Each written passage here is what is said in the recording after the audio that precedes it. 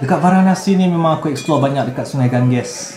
Sungai Ganges pula ialah sungai paling suci untuk agama Hindu.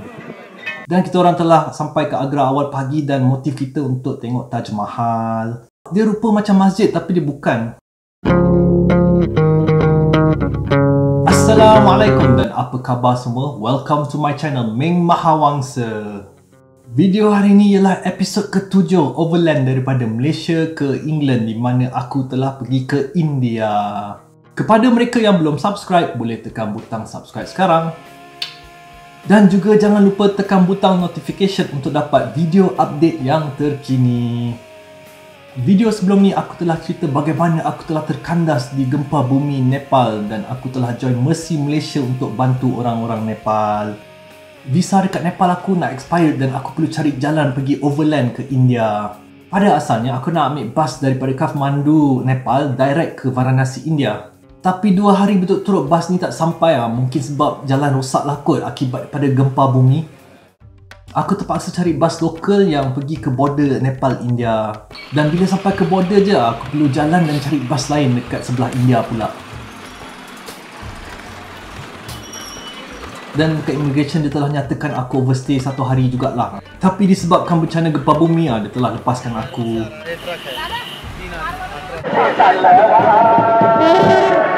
Lalu je lepas border India ni ada majlis dekat tengah-tengah jalan. Aku pun tak sure majlis apa. Sampai je kat India dah waktu malam, aku tak dapat jumpa bas yang ke Varanasi. So aku pergilah ke bandar yang terdekat iaitu Gorakhpur. Bila sampai Gorakhpur dah lewat malam, aku hanya cari hostel dan berehat. Kat Gorakhpur aku tak jalan-jalan, aku terus cari bas ke Varanasi pada hari esoknya.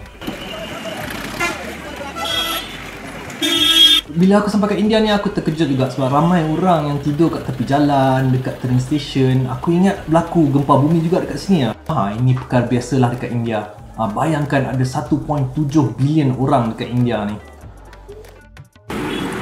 Aku sampai Varanasi pun pada waktu malam. Memang aku terus pergi ke hostel dan check in lah. Bila aku sampai India ni memang panas gila.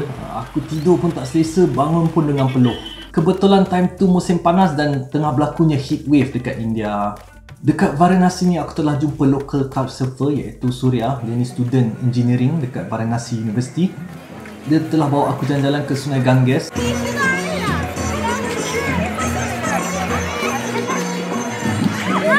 Dan juga dia bawa aku kepada upacara harian dekat Asigat.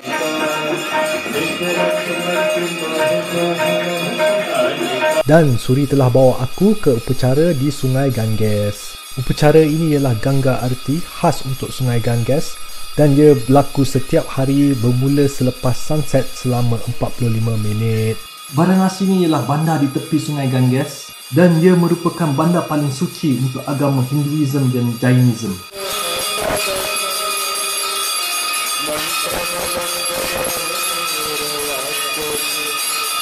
Dekat hostel aku telah jumpa traveller perempuan daripada Taiwan, Ying.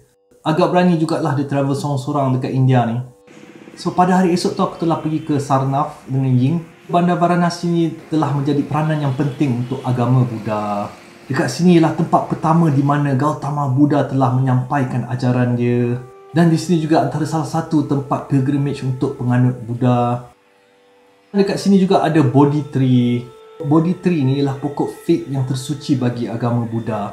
Sebab di bawah pokok ni lah Gautama Buddha telah dapat enlightenment pada tahun 500 BC di Bodh Gaya, India.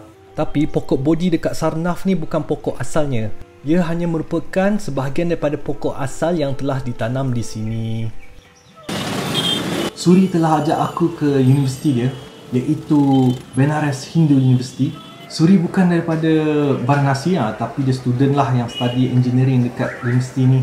Dia ajak aku ke universiti dia sebab dia nak tunjuk aku Sri Vishwanath Mandir, iaitu antara temple yang famous untuk agama Hindu dan telah menjadi tourist attraction. Temple ini ialah sebagai dedikasi kepada Lord Shiva.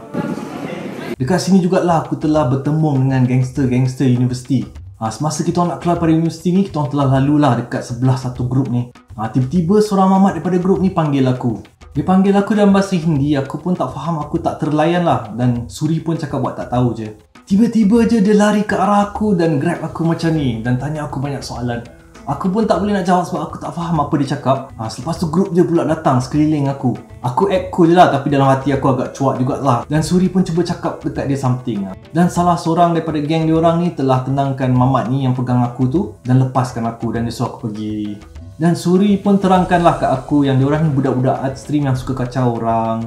Dan mamat ni telah lepaskan aku selepas dia sedar yang aku ni turis dan tak faham apa dia cakap. Dekat Varanasi ni memang aku explore banyak dekat Sungai Ganges.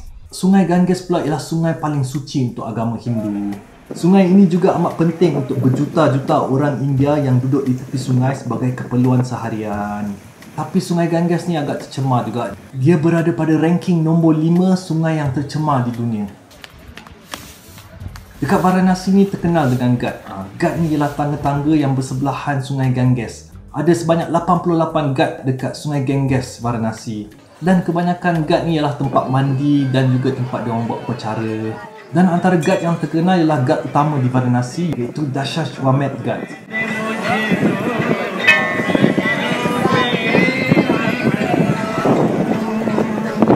Selain tu aku telah naik boat lah untuk tengok view Ghat-Ghat ni daripada sungai. Dan kita orang telah nampak satu temple condong yang famous, iaitu Raneshwar Mahadev. You know why I asked you Varanasi? Why the name Varanasi? Yeah. Because of the little river Asi and Varana?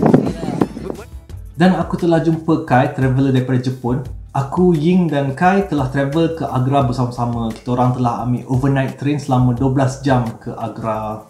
Dan kita orang telah sampai ke Agra awal pagi dan motif kita untuk tengok Taj Mahal. Dia rupa macam masjid tapi dia bukan. Taj Mahal ni ialah mausoleum yang diperbuat daripada ivory white marble. Mausoleum ni ialah bangunan eksternal untuk kawasan tapak perkuburan. Boleh dikatakan sebagai makam juga. Taj Mahal ni dibina daripada arahan Mughal Emperor Shah Jahan sebagai tanda cintanya pada isteri kegemaran dia, Mumtaz Mahal. Taj Mahal telah dibina pada tahun 1632 dan telah siap pada tahun 1643. Tetapi dia orang masih ada projek lain yang nak dibuat di sekeliling Taj Mahal ni, seperti masjid, garden, tempat tidur, dinding dan semuanya merangkumi sebesar 17 ekar. Kompleks Taj Mahal ni telah siap pada 1653. Arkitek dia ialah Ustaz Ahmad Lahouri. Boleh dikatakan setiap tahun seramai 7 ke 8 juta orang telah melawat Taj Mahal. Kai terpisah dengan kita orang sebab dia nak pergi ke Delhi. Selepas tu aku dan Ying pergi ke Jaipur. Jaipur ni terkenal sebagai Pink City. Memang hampir semua bangunan lah berwarna pink. Di sebalik kenapa nama dia Pink City ialah sebab pada tahun 1876 Prince of Wales dan Queen Victoria nak melawat ke India. So bagi mereka, pink ialah warna hospitality. Dan masa itulah Maharaja di Jaipur telah mengarahkan semua orang untuk cat bangunan diorang warna pink sebagai penerimaan tetamu. So kita orang telah buat night tour dekat Jaipur. So antara bangunan yang terkenal dekat Jaipur ialah Hawa Mahal ataupun Pink Palace. Pink Palace ni telah dibina daripada batu pasir pada tahun 1799. Bangunan ni ialah setinggi 5 tingkat dan ada 950 tingkap yang kecil. Tingkap-tingkap kecil dekat palace ni khas untuk wanita daripada kerabat diraja ni supaya mereka boleh tengok kehidupan dekat luar ataupun apa-apa festival yang sedang berlaku tanpa mereka dapat dilihat. Ini disebabkan pada masa tu peraturan dia agak ketat jugalah, di mana wanita-wanita tidak boleh keluar tanpa pakai purdah. Kita orang juga pergi tengok Jal Mahal, iaitu Water Palace. Palace ni berada di tengah tasik Mansagar. Dan pada waktu malam lighting dia cantik lah. Dan hari terakhir aku telah pergi ke Jantar Mantar, iaitu tempat pemerhati astronomi pada awal abad ke-18. Terdapat 5 Jantar Mantar dekat India ni dan dekat Jaipur lah yang terbesar. Semata-mata untuk mengkaji astronomi pada zaman tu. Alright guys, sampai sini je lah video aku untuk hari ini. Video seterusnya aku akan ceritakan sambungan perjalanan aku dekat India di mana aku telah pergi ke Delhi dan juga Mumbai. Dan jangan lupa kepada mereka yang belum subscribe, boleh tekan butang subscribe sekarang. Dan jangan lupa komen, like dan share. Alright guys, thank you for watching. See you on my next video.